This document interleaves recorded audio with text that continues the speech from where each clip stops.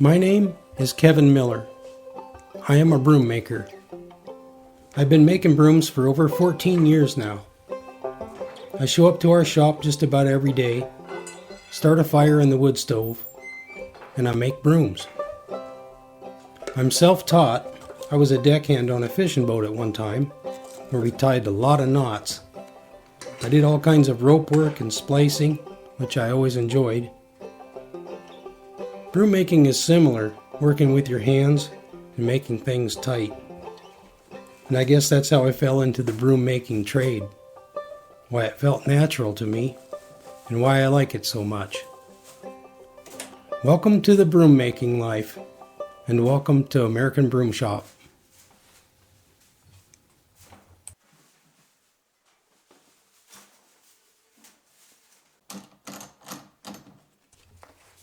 Today I'm making a flat sewn broom that originated about 150 years ago.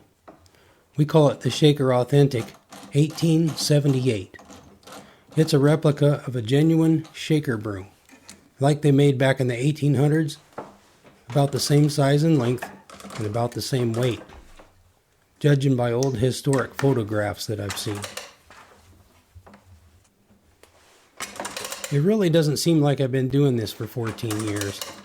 When the shop is busy, time flies, and when it's slow, we have plenty of other chores to do on the homestead that keep us busy. And working with tools and machines that are over 100 years old, it always makes me feel like I'm still an apprentice, just learning the craft.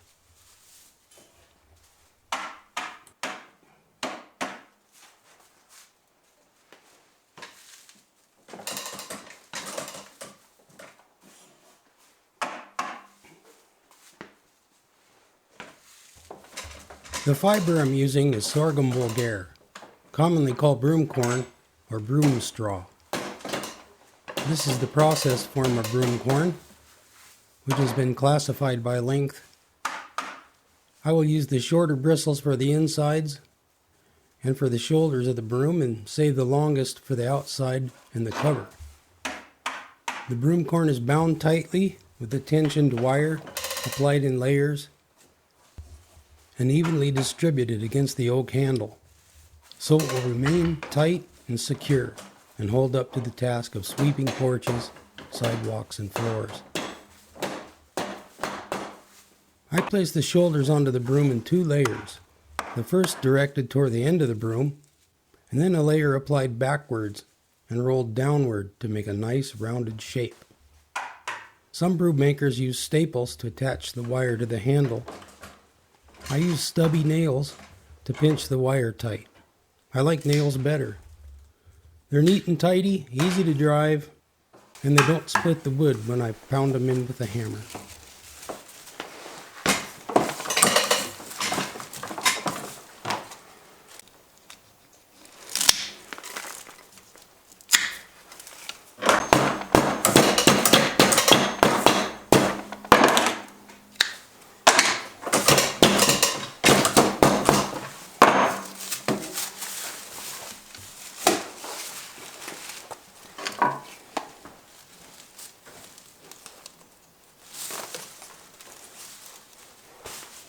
My favorite tool for broom making is this hammer.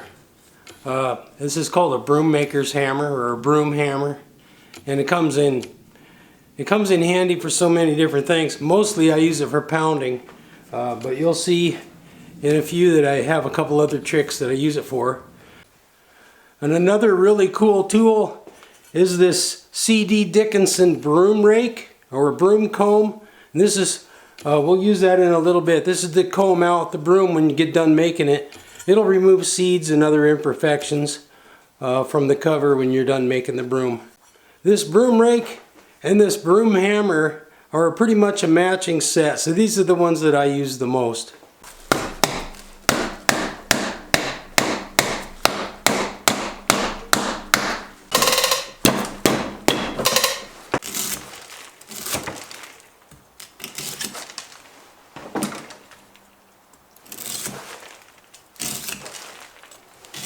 This is a Dexter Russell broom knife. These have been made for years and years. This one's pretty wore out. I'm going to have to order a new one. I've had this one since we started making brooms. And it's getting worn down. It should be much wider. It has a rounded point so you don't stab yourself. And out of all the years that I've been making brooms and using this knife for every broom I make, I've never cut myself. So I think it's a pretty safe design. I keep it very sharp. I use a file to sharpen it so it's got a nice toothy edge so it sort of saws the broom corn instead of cutting it real clean like a razor blade. It kind of saws into it and it makes the work a lot easier.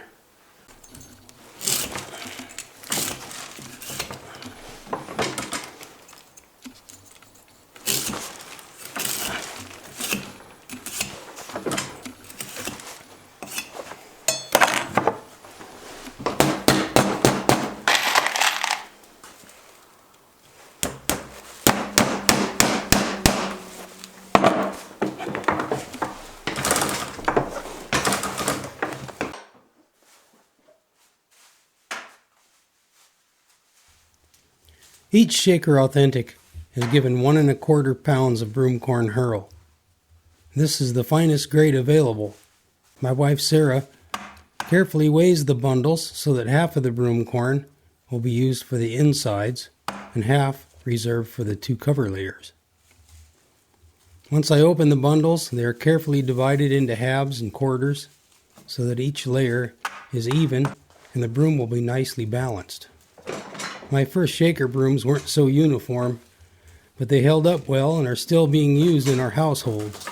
Test models, seconds, rejects, saving the good ones for the paying customers.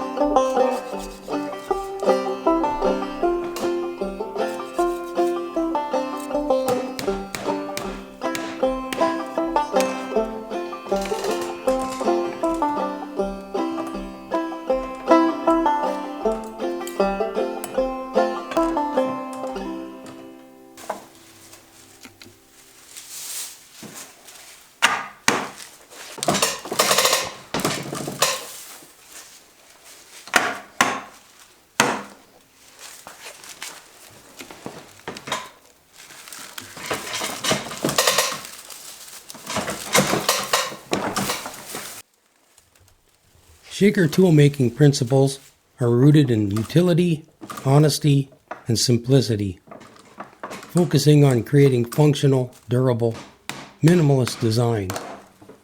Based on that, we don't apply a woven top to this broom. Instead, 2 triple wraps of tin wire and a couple of sturdy broom nails shall suffice. There's beauty in simplicity, beauty in function. I'm just a broom maker, not a real shaker, but the whole concept speaks to me nevertheless.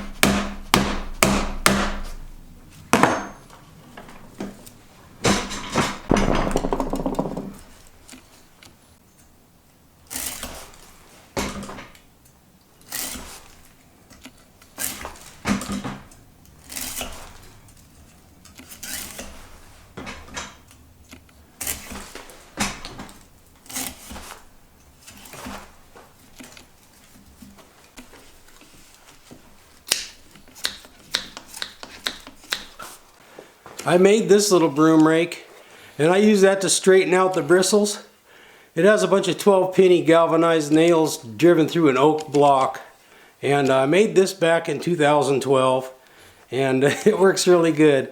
It was free and it was cheap and easy to make, and it works good because it reaches inside and it straightens out all the bristles before I stitch them flat.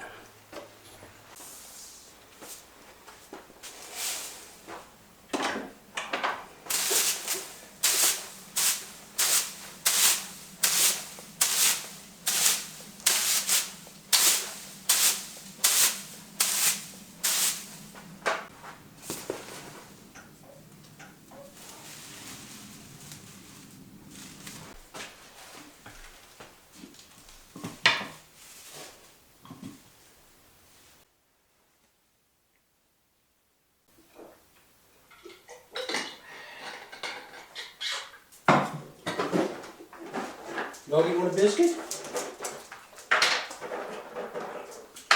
Come here, sit. You would like a biscuit? Can you stay? Can you stay? Okay. That's a good dog. Here's another one. Take it to your rug. Good puppy. Good puppy. Oh yeah. Oh yeah. I pretty much pieced together all of my broom equipment over the years by finding old antique equipment that was in disrepair and sometimes putting two pieces together to make one. And that's what I did to make this broom winder. This foot treadle design is something that I really wanted because when this cabinet came, it had an electric motor on it, which was more common in the 50s and in the 60s. I wanted something from the late 1800s, and our original broom machine was kind of falling apart, but I saved the foot treadle device out of it. So these are old castings from like the late 1800s. And the friction device here, which adds tension to the wire that's going on the broom, is just an oak block pushed against the spindle here. When you tighten it up, that won't spin anymore. That adds tension to the wire. And these oak spokes are brand new. I replaced those, so they're good for another 150 years. That's what drives the broom winder, and it's got a farm chain in here that has an old farm chain here and a couple of sprockets, which turns the main shaft when you push down on the foot treadle. Big roll of tin plated wire back here. That stuff's getting hard to find, but I can still get it. This entire cabinet is made out of oak. I'm not sure about these boards here. They might be some kind of a softwood, but I had to kind of reconfigure this to allow use of the foot treadle. So I added a piece of oak here, and but everything else worked out great. This 3-jaw chuck, it's an adjustable chuck that's self-centering. It runs on this little key here, which makes it super easy to chuck up the next broomstick. Does a great job, especially if you protect the broomsticks with this little piece of rubber fire hose. It fits right in here. So I have no idea how many brooms this machine made. This machine came out of the Sweetheart Broom Company in Boston, Massachusetts. And the foot treadle and some of the iron came out of a factory in Missouri. I have no idea which one. I put them together, and since I've assembled them and put it together, I've made hundreds and hundreds of brooms on this little machine.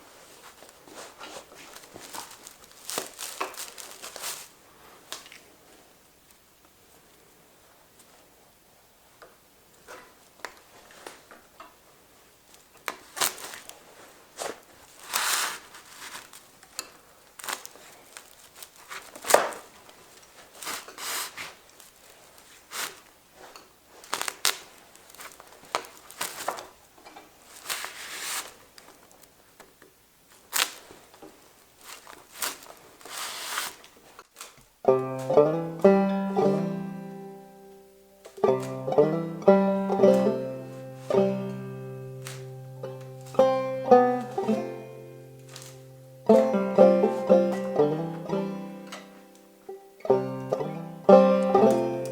hope you enjoyed seeing how we make our authentic shaker brooms.